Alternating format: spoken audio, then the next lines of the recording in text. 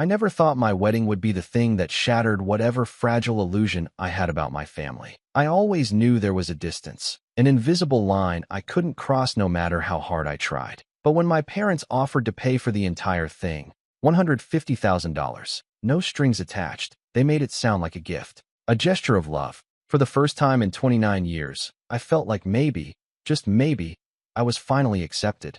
That they saw me not as the obligation, not as the problem child, but as someone worth celebrating. That illusion didn't just crack. It detonated the moment I read the contract they quietly slipped across the table 1 week later. I'm Travis. I'm 29, live in Oregon, and I'm a civil engineer, one of those people who still actually uses math after college. I met my fiancée, Hannah, 3 years ago through mutual friends. She's thoughtful, grounded, kind in a way that makes people lower their guard. The kind of woman who remembers your coffee order after one hangout. We're getting married next spring, and we've been planning it together like a little team.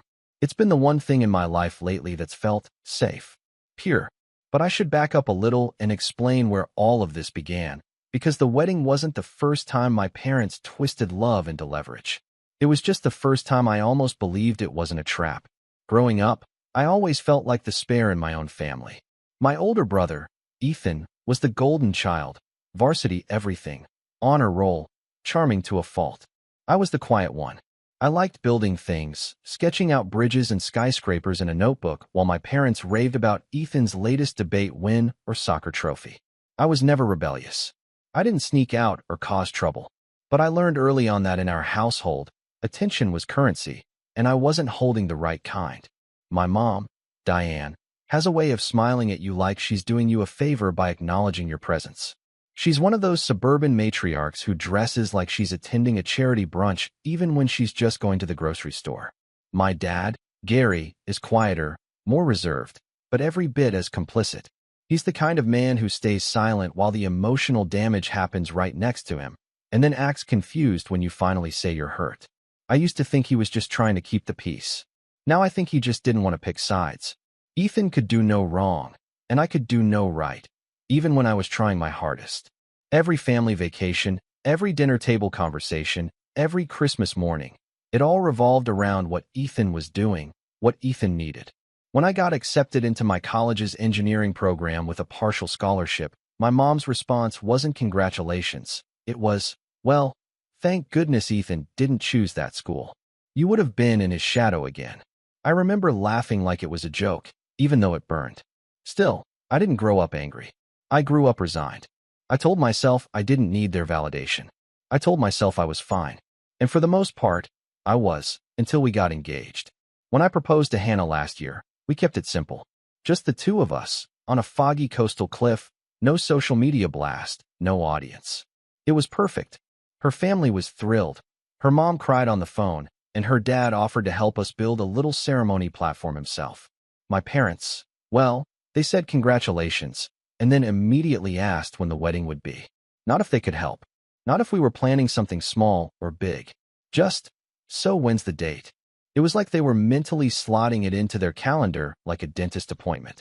Still, I didn't let it bother me. I was used to the indifference. But then, 2 months into the planning process, we invited both families over for dinner. It was the first time our parents were all in the same room, and I wanted it to be a warm, welcoming night, something that made Hannah feel like we were blending two families together. I cooked, Hannah decorated the apartment with candles and fairy lights, and for the first hour, things went okay. Her dad talked to my dad about fishing.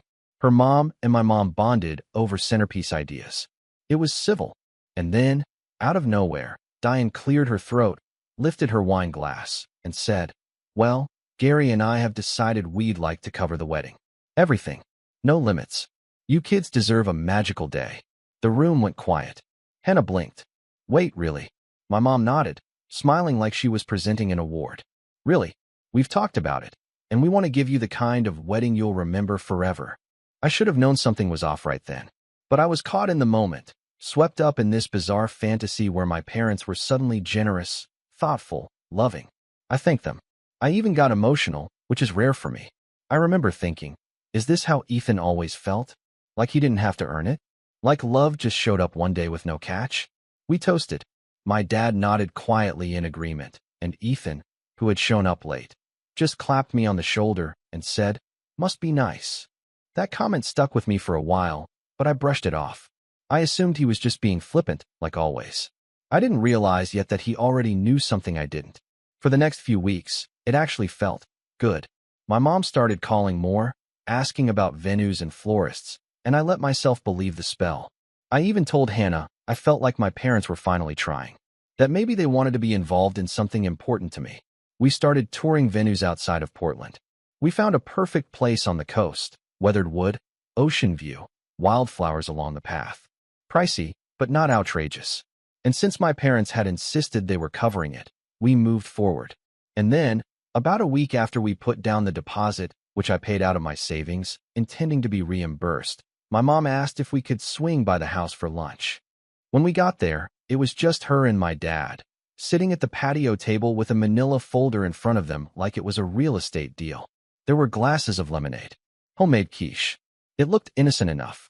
"We just have a few things to go over," Diane said, flipping open the folder. It was a contract. At first, I thought it was just a checklist, something helpful, a planner's guide. But as I started reading, my stomach dropped. It was 6 pages long, typed, formal. It outlined their expectations for the event. Approval over guest list, veto power over venue choice, which we had already chosen, dress code enforcement, Hannah's dress, to be approved by mother of the groom, inclusion of Ethan as best man, family table arrangement plans that didn't include Hannah's siblings. It even specified a speech order, with my mother going first. At the bottom, in neatly spaced legal font, it read, "The undersigned agree that failure to adhere to the above stipulations may result in revocation of financial support at any stage prior to the ceremony." I looked up at them, heart pounding. "What is this?" My mom smiled. "Just a formality, sweetheart. You know, so we're all on the same page. It's not personal. We just want to make sure the wedding reflects our family's values." I stared at her like she'd just spoken a different language. I couldn't believe what I was holding. Hannah hadn't even read it yet. She was frozen, eyebrows furrowed, blinking in confusion. I said, "So if we don't agree to all of this, you'll just pull the money?" Gary finally spoke. "It's a lot of money, Travis. We have to be careful." The words echoed. "We have to be careful." Like I was a risk. Like I hadn't been careful my entire life, tiptoeing around their expectations, trying not to ask for too much. I didn't say anything then. I think I just stood up, took Hannah's hand, left the quiche untouched on the plate. We drove home in silence, the folder sitting in my lap like it was radioactive. That night, Hannah finally asked, "Did you know they'd do something like this?" I wanted to say no. I wanted to say this shocked me. But deep down, I think I always knew. I just never thought they'd put it in writing. And that was the moment I realized this wasn't about generosity. It was never about love. It was about ownership, control. They didn't see this wedding as a celebration of my future. They saw it as a chance to finally script the one event in my life where I might be center stage, so they could hijack it before I ever had the spotlight. But I wasn't about to let them. And that's when the real plan started to take shape. The week after the contract debacle, I didn't say much. Neither did Hannah. We kind of just floated in this weird space where everything felt like a dream you didn't want to talk about, because saying it out loud would make it worse. I kept thinking about the way my mom had smiled when she handed me that folder, like she genuinely believed it was normal. Like she thought I'd be grateful for the opportunity to hand over my wedding like it was a school project she was entitled to grade. We didn't sign it. That part is obvious. But we also didn't confront them. Not yet. I needed time to process. Hannah was livid in a quiet, shaking way. She didn't yell or rant, but she did take down all the mood boards she'd made for the wedding and put them in a box.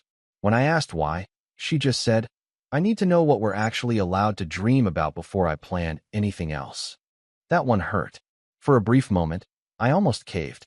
The money was a safety net. Without it, we'd have to scale back everything. Maybe even delay the date. But then I thought about the clause that gave my mom the right to approve Hannah's dress. About the seating chart that exiled her little brother to some table in the back corner. About Ethan being installed as best man like a placeholder trophy. And I knew no amount of money was worth starting our marriage with that kind of compromise. I texted my mom a polite, "We'll be covering the wedding ourselves. Thanks for the offer." No anger, no accusations. Just a boundary. Her reply came within 5 minutes. That's disappointing, Travis. We were only trying to help. This is very hurtful after everything we offered. Classic Diane. Turning it around. Making it about her. I didn't reply. That was the beginning of the Cold War. Things started shifting after that. The invitations had gone out. Only to immediate family, since we hadn't finalized anything else yet.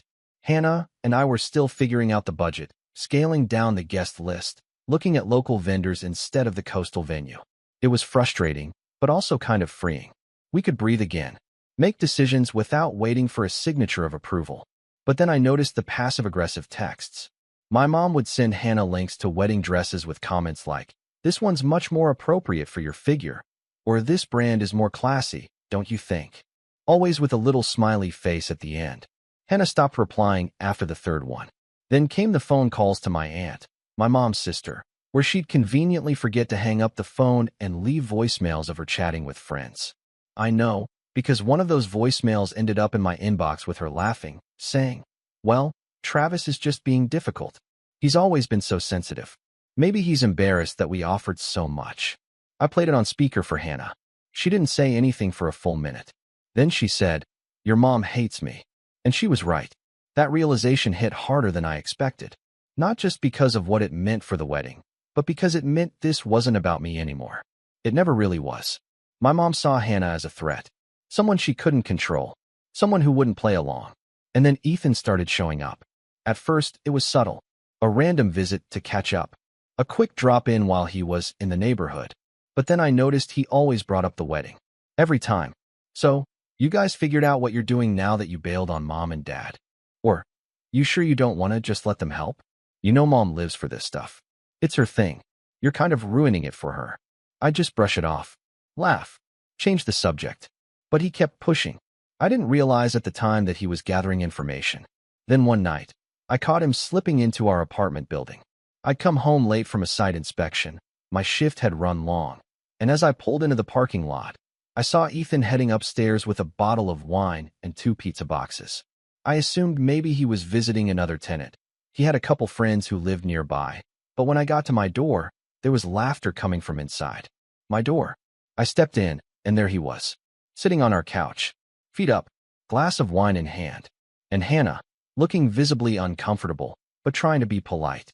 I stared at him. "What are you doing here?" He grinned. "Chill, man. I brought dinner. Just catching up with my future sister-in-law." Hannah looked at me with a silent help-me expression. I forced a smile. "You could have called." He shrugged. Spur of the moment. I was in the area. It was awkward. I sat down, ate a slice of pizza, made small talk. Ethan did what he always did. Charmed the room, made jokes, acted like he was the glue holding everyone together. And then, halfway through dinner, he said it. "By the way, Mom mentioned she might still pay for the wedding. You know, if you guys come around." I think she dropped the contract. My stomach dropped. "She told you that?" He smirked. "Well, not directly. But she said she regrets how it went down. She's just waiting for you to be the bigger person." The bigger person. I bit my tongue so hard I tasted blood. That night, after he left, I asked Hannah how long he'd been there before I showed up. "About 20 minutes, she said. "He didn't do anything wrong. But he kept asking weird questions. Like, what kind of honeymoon we were planning. If we were doing a prenup. Stuff like that." It clicked then. Ethan was reporting back. Feeding information to my mom. Playing middleman. Acting like he was brokering peace when really, he was scouting weaknesses. I blocked him the next day. No drama. Just enough.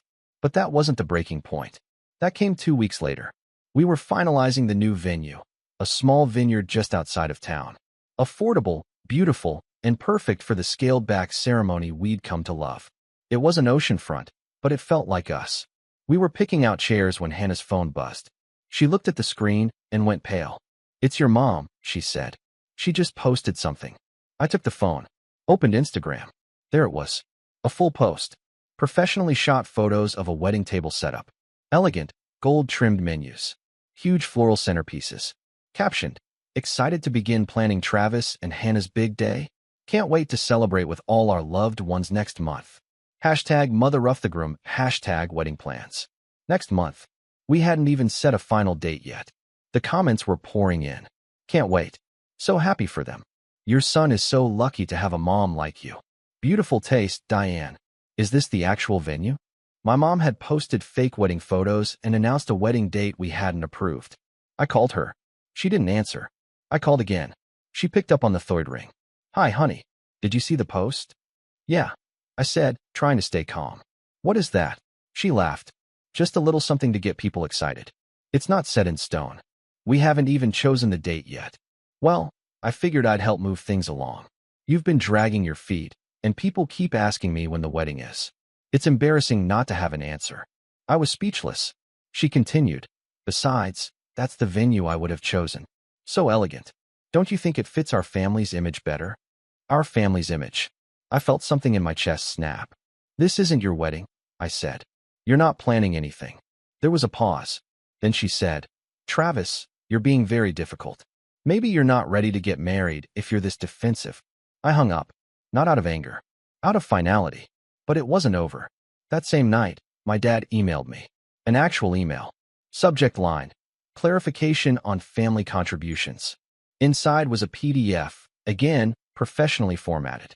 It outlined a new offer. They would still pay $100,000 toward the wedding if we used the venue they had chosen and allowed my mother to serve as event coordinator. It even had a clause stating that in the event of divorce, any gifted funds may be subject to reimbursement depending on circumstances of fault. I read that part twice. They were planning for reimbursement in case of divorce. That was it. That was the moment I knew this wasn't just about control. It was about legacy, image, ownership. My parents didn't want to help me start a life. They wanted to buy a front row seat to a performance they could direct. And if I stepped out of line, they'd pull the funding. Or worse, claim damages. I printed the email, put it in a folder, labeled it leverage. And for the first time in my life, I stopped trying to be accepted. I started thinking about how to take everything back. Everything they tried to manipulate. Everything they tried to own. And I realized, revenge isn't always about payback. Sometimes it's about freedom. Sometimes it's about finally being the one holding the script. And that's when I made the call. Not to them. Not to Ethan. But to someone else in the family. Someone who'd been quietly waiting on the sidelines. Someone with their own score to settle. For the first time in my life, I didn't reply with an apology. I didn't try to smooth things over. I didn't go to Ethan and beg him to stay out of it. I didn't chase after my parents, trying to explain how it all wasn't a big deal. I just stopped. It was like finally walking out of a room I didn't even realize I'd been locked inside. But that doesn't mean it didn't hurt. Because it did. A lot more than I expected. See, when you grow up in a house where love is transactional, you learn to normalize it. You don't call it control, you call it expectations. You don't call it emotional blackmail, you call it discipline. And when someone hurts you, you tell yourself they didn't mean to, that they love you in their own way. But now, staring at a literal contract threatening reimbursement if my marriage didn't succeed on their terms, I couldn't lie to myself anymore. It wasn't love. It was branding. And I was done carrying their logo. But knowing that didn't make it easier. If anything, it made the silence worse. For weeks, I heard nothing. Not from my parents. Not from Ethan. Not from the cousins who used to text me occasionally about holidays or birthdays. It was like I'd been wiped from the family group chat, literally and metaphorically. The final nail came when my aunt, Mom's sister, called me out of the blue.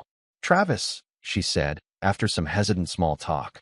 I just want to say I'm sorry. I paused. For what? For not speaking up sooner. Diane's been difficult. I've seen it for years. I just always told myself it wasn't my place. There was a beat of silence. Then she said, You know they've been telling people you and Hannah eloped behind everyone's back, right? That you're hiding something. My stomach dropped. I haven't even gotten married yet. She sighed. I know. But Diane said she's cutting ties because you're being secretive. That you're disrespecting the family. I thanked her, barely holding it together, and ended the call. That night, I cried in the shower. Not the kind of movie cry where a single tear rolls down a perfect cheek. No, it was messy, raw, the kind of cry that makes your shoulders shake and your legs go weak. I didn't even tell Hannah. I didn't want her to worry. I didn't want to give my parents the satisfaction of knowing they'd broken something inside me. But in that breakdown, something else started to grow. Resolve. We scaled everything back after that. No more big vineyard venue. No more fancy caterers or floral designers. We scrapped the idea of a plated dinner and decided to do a food truck setup instead. Hannah's best friend's uncle had one. Mexican fusion, ridiculously good. And when he heard our situation, he gave us a massive discount. I picked up extra shifts at the firm. Hannah took on a few more freelance writing gigs. We set a new wedding date, quietly, privately. And slowly, the weight started to lift. It wasn't glamorous. It wasn't Instagram perfect. But it was ours. I started noticing things I hadn't before. Like how Hannah never once asked for anything fancy. How she smiled every time we solved a problem together. How she hugged me just a little tighter after every setback. And something about that made me realize I'd spent so long trying to earn my parents' approval that I forgot I already had everything I needed. Hannah didn't love me because I was impressive. She loved me because I showed up. And I was finally learning how to do the same for myself. Then came the part one didn't expect. Success. Not the flashy kind. Not the social media kind. But the real kind. The kind that grows slowly and quietly and roots itself so deep that no one can yank it out. It started when my manager at the firm pulled me into his office after a particularly brutal week. "You good, Travis?" I blinked. "Yeah. What?" "You've been working like someone's chasing you." I chuckled. "Maybe they are." He gave me a long look. "Well, whatever's going on, keep doing it. Your numbers are great. Your last report blew the client away. I've got a lead project I'm moving you to. Higher pay. More responsibility. You ready for that?" I said yes before he even finished the sentence. It felt like breathing fresh air for the first time in months. From there, things started to shift. Hannah's writing picked up, too. One of her blog posts went viral on a parenting site, and suddenly she had regular offers from 3 different publications. She started smiling more, sleeping better. Her posture even changed, more confident. Like she was finally being seen the way I'd always seen her. We started saving. Not just for the wedding, but for a down payment on a house. We found a cozy 2-bedroom on the edge of town, modest but full of light. With a little help from a loan and our joint savings, we closed in February. I built us a dining table from scratch. She painted the walls herself. We were exhausted every night, but it was the good kind of tired, the kind that says, "This life is ours." And yet, I still kept that folder. The one with the email, the contract, the fake wedding post, the screenshots, the text from Ethan, all of it. Not because I wanted revenge yet, but because I knew one day they'd come back. They always did. And this time, I'd be ready. The next time I saw Ethan, it was purely by accident. I was picking up takeout from our favorite Thai place. He walked in while I was waiting at the counter, spotted me, and grinned like nothing had ever happened. Well, he said. "Look who finally came out of hiding." I didn't rise to it. Just grabbing dinner. He stepped closer. "So, word is you guys are actually going through with it." I stared at him. "What's that supposed to mean?" He shrugged. "Just that Mom thought you'd cave by now. She's been telling everyone you're postponing again. Guess she'll be surprised." I didn't reply. He lowered his voice. "Look, man, you know she's not going to let this go, right? She's been gearing up for a family meeting. Some big thing. Says she's going to set the record straight. You should just call her. Clear the air." I narrowed my eyes. Is that advice or a threat? He laughed, holding up his hands. "Hey, I'm just the messenger." My order was called. I grabbed the bag and turned to leave, but before I stepped out the door, I paused. "I'm not hiding," I said. "You guys just stopped looking." Then I left. And for the first time in years, I felt taller than him. The next few weeks passed in a blur. Hannah and I were finalizing wedding plans. Everything was simple, elegant, personal. Her sister was officiating. My best friend from college agreed to DJ. We had backup power in case the park's outlets failed, and a local bakery gave us a deal on a 2-tier cake. Nothing fancy, but everything felt intentional. Still, I knew something was coming. You don't poke a queen bee and walk away untouched. And sure enough, it came in the form of a letter. Not an email, not a text. A literal, handwritten letter in my mailbox. From Diane. The envelope was cream-colored. Heavy paper. Smelled faintly of her signature perfume, lavender and judgment. Inside were 3 pages. Front and back. Slanted cursive. Perfect grammar. It started like this. "Travis, I've thought long and hard about how to reach you. Clearly you've decided to cut us out without explanation, and that's your choice. But I refuse to let lies and misunderstandings shape the narrative of our family." It only got worse from there. She accused Hannah of manipulating me. Said our wedding would be a small, sad affair that would embarrass our family name.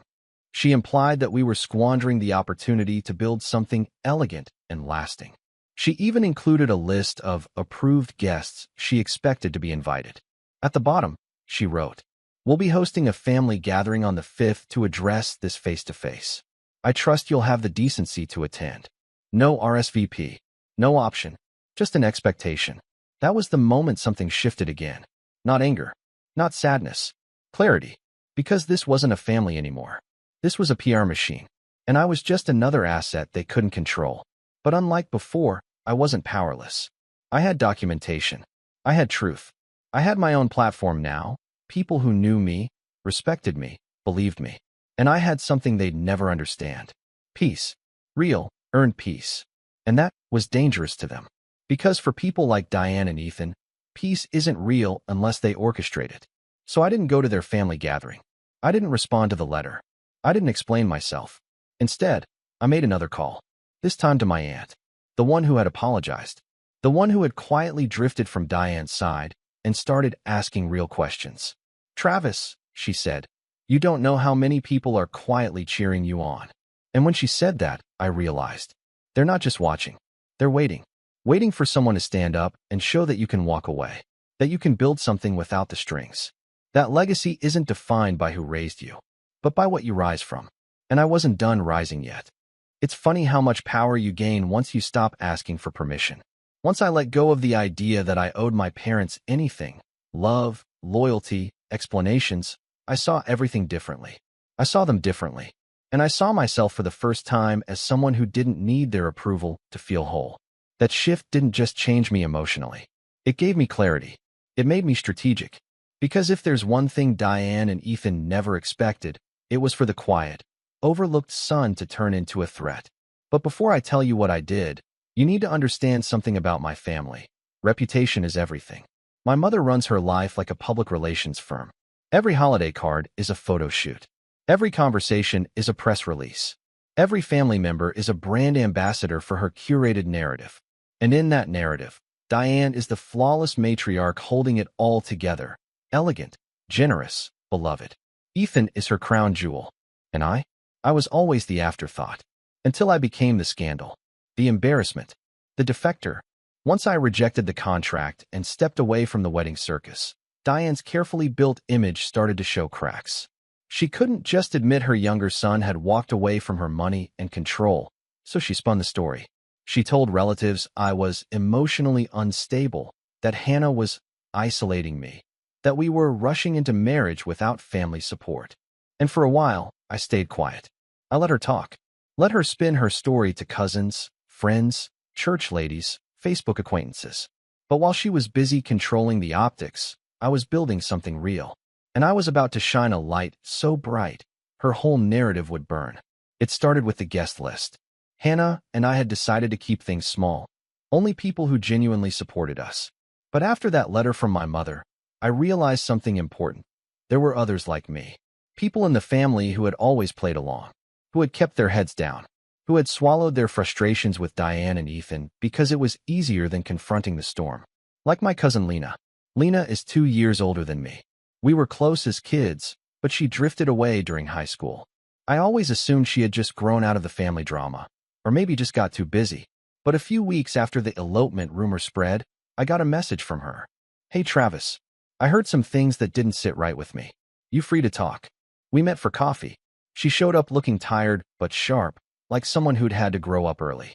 She hugged me like she was apologizing for something. "I always knew your mom was intense," she said, stirring her drink.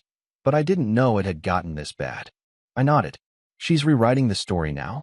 Says we're cutting everyone out." Lena scoffed. "That's rich. I didn't even get an invitation to your engagement party. We didn't have one." She paused. "Are you serious?" She told everyone she hosted it. That was the first domino. Lena went on to tell me how Diane had quietly erased her from family events years ago, after Lena declined to attend one of Ethan's award ceremonies because her son was sick. She said I wasn't prioritizing the family, Lena said. Then I stopped getting invitations. Sound familiar? I told her everything. About the contract, the Instagram post, the letter, the reimbursement clause. By the time I finished, She was gripping her coffee cup like it might shatter. "Travis," she said, voice low, "I have something you need to see." She pulled out her phone, scrolled, showed me a photo from 2 years ago. Ethan at a charity gala, smiling for the camera with a woman who was not his fiancée at the time. Lena zoomed in. They were together for 6 months. Everyone knew. Your mom threatened to cut ties with anyone who said a word. My jaw clenched.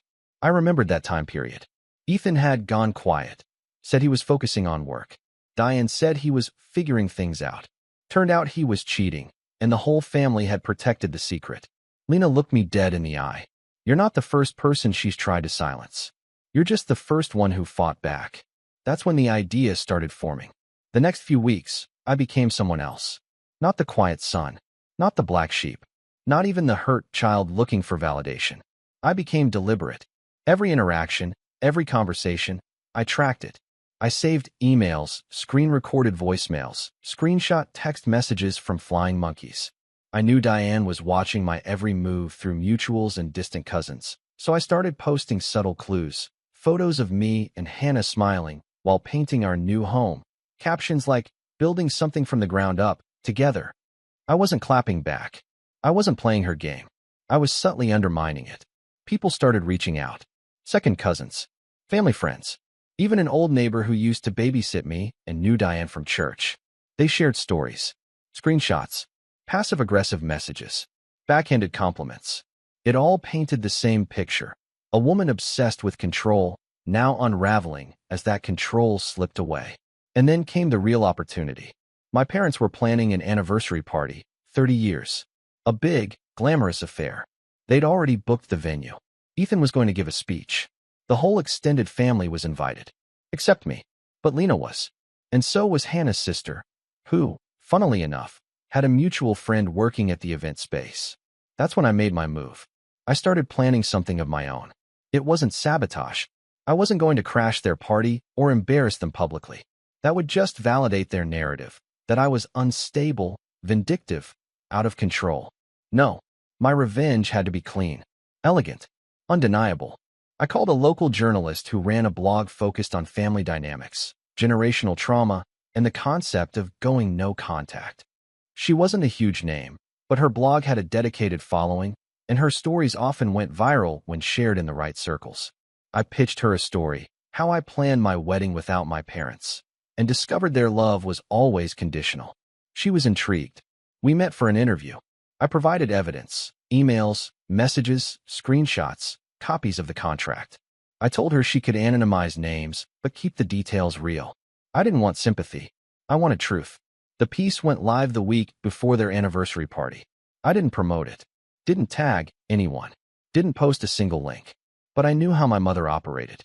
She Google searched our names monthly, tracked mentions, monitored family online activity. And once the article started picking up traction, hundreds, then thousands of shares, someone was bound to send it to her. And someone did. Because 3 days before the party, I got an email from Diane. Subject, "How dare you?"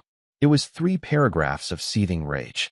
She called me ungrateful, accused me of airing dirty laundry, said I'd embarrassed the family and permanently damaged our reputation. She said Ethan was furious, that guests were canceling, that people were asking questions. Then she made a final offer. If you want to fix this, retract the article. Issue a public apology. We'll forgive you, and we'll still pay for the wedding, if you're willing to do it the right way. I didn't reply. Instead, I called my manager at work and requested the time off I'd been banking. Then I got on the phone with the local food truck guy we'd hired. And then I called my aunt again. "Are you free on the 5th? I asked. She hesitated. "That's your parents' party." "Exactly." She paused, then smiled. "I'll bring the wine." On the day of my parents' anniversary, while they were hosting their glittering, tense celebration with half the family whispering about the article that no one could quite prove was about them, we hosted something else. A picnic. In our backyard. With folding chairs and string lights and mismatched dishes.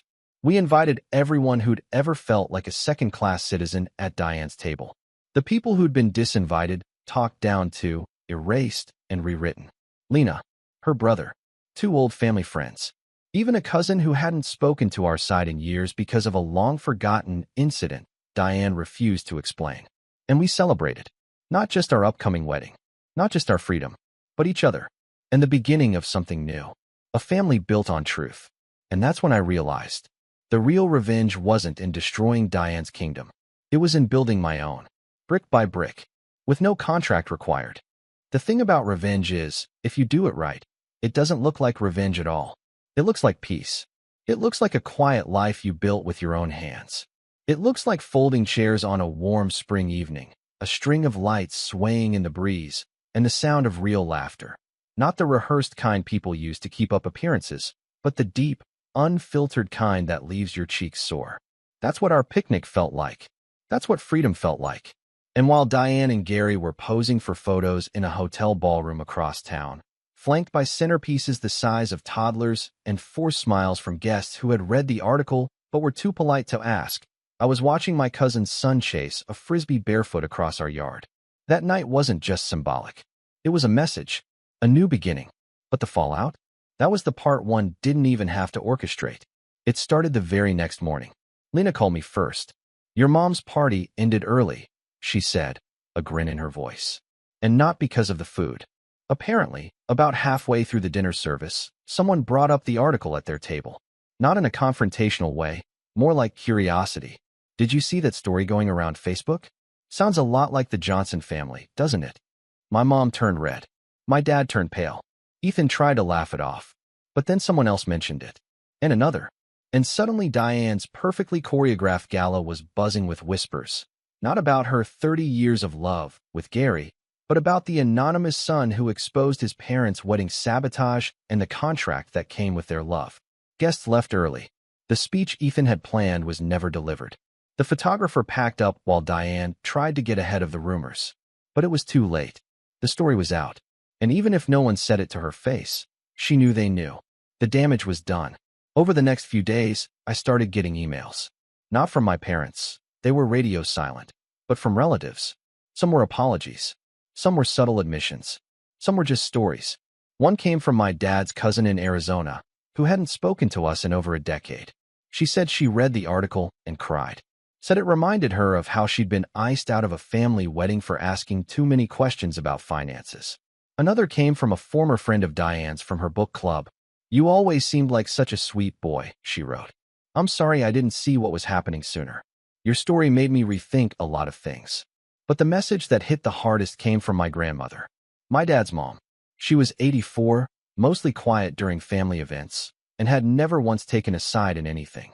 She sent me a handwritten letter, actual paper, with a check for $1,000 and a note that said, I can't undo the way this family has treated you. But I see you now, and I want to help. No contracts. Just love. I read that one out loud to Hannah. She cried. And I finally did too. Now, you might be wondering, what about Ethan? What happened to the golden boy? Well, that part was almost anticlimactic.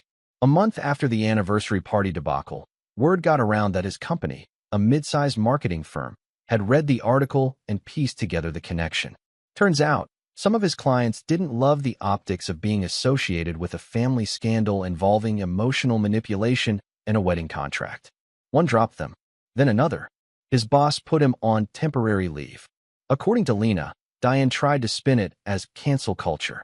But the truth was, Ethan had coasted for so long on charm and connections that the moment those connections started to question him, he had no substance to fall back on. The image cracked, and there was nothing underneath. We didn't talk. I didn't reach out. But he did try once. A short email. Look, I didn't mean for it to go that far. I was just trying to help Mom. I thought you were overreacting. Guess I was wrong. Hope you're doing well. I read it twice. Didn't reply. There was nothing left to say. My parents? They didn't show up to our wedding. We didn't expect them to. What we didn't expect was for them to send a letter through their lawyer 2 weeks before the date. A cease and desist accusing me of defamation and requesting the removal of the blog article. I forwarded it to the journalist, who laughed and replied, Tell them to take it up with my First Amendment rights. It was the last time I heard from either of them. Not even a Christmas card. Not a birthday message. Not a passive-aggressive Facebook post. Nothing. The silence that once terrified me now felt like peace. The wedding, by the way, it was perfect. No, seriously, not in the Pinterest board, 5-figure dress kind of way. It was perfect because it was ours. We got married under a tree wrapped in lights. Hannah wore a simple lace dress that she'd altered herself. My best friend officiated. My aunt, the one who'd finally stood up for me, gave a toast that made everyone laugh and cry at the same time. We danced barefoot.